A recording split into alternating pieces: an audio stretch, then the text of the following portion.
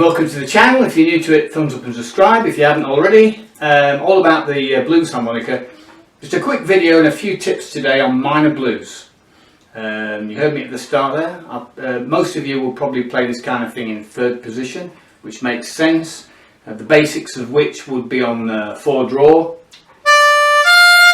5 draw, 6 blow, 6 draw bend, 6 draw, 7 blow, 7 draw. Alright, and when you kind of listen to a track like this, you'll be quite aware that you just hear the 2 and the 4, and it's very simplistic on the drumming here, which is good in a way for a swing tune. And I'm getting quite a thin sound because I'm using the camera mic, and the camera is much further away today, so that's probably why I didn't bother miking up, and might sound a touch thin, but it's okay for what I'm doing. But what I'm showing you. But the point is, with this kind of thing, if you listen to the swing track, you think, okay, I'm playing in third position, and you can use your pentatonic and you've got your blues scale, alright, that you'll start with. Well, the first thing is, you might come across when you play with bands, the rock drummer that says, oh yeah, swing number, no problem, I can do that.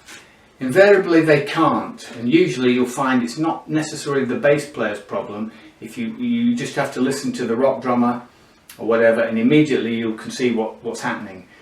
Usually in the old days I'd pull students off and say, look, until you know what you're doing, just do this, and you can if you put the hi-hat on the 2 and the 4 and just ride with this on 4, it'll swing. Tell them to get the foot off the kick drum. A jazz drummer is a lot more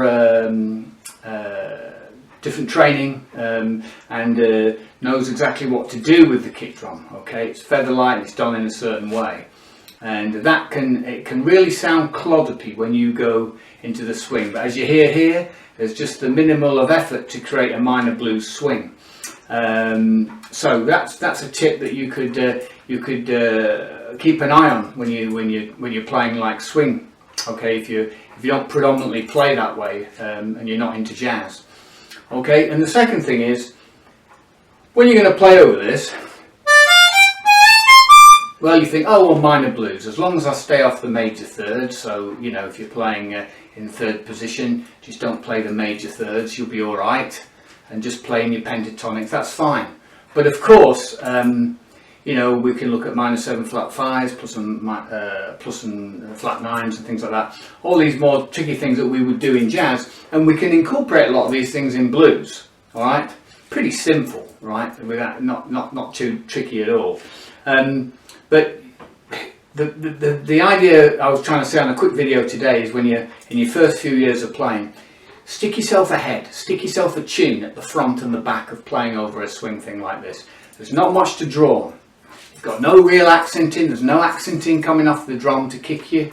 Okay, there's nothing. Sometimes tracks do that, they'll play with the front guy and then drop him out for the track, and you can hear the accents even though they're not quite accenting on you. It gives you a lot of stimulus, but there's no accenting there, and this track's probably designed, you know, for the guitar player to fire up in that fusional way and to pack the notes into a lot and to play in a certain way.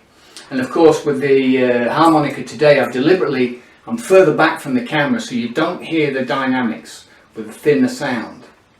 And if you listen to a guitar player that was playing over this track and he was firing in on all cylinders, you would hear the weave of dynamic that they would employ.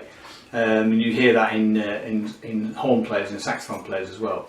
So it's sometimes a little bit more difficult to employ on this, but you should be aware of it, particularly on a swing track like this, when there's a lot more to do. And sometimes when it's something slow, you've got a lot more time, but of course you've got a lot more space and a lot more things to fill, haven't you? And that has to be sort of taken into consideration.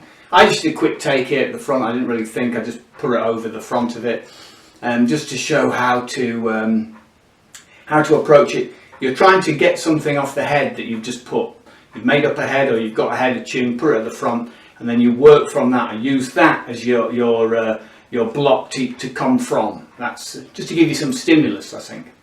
Okay, so there's a few tips when you play minor blues. Check out all my podcasts and all the other videos. There's all links on my website. You'll get it off the YouTube on the About. Everything's on there. And as always with these things, I'll catch you on the rebound.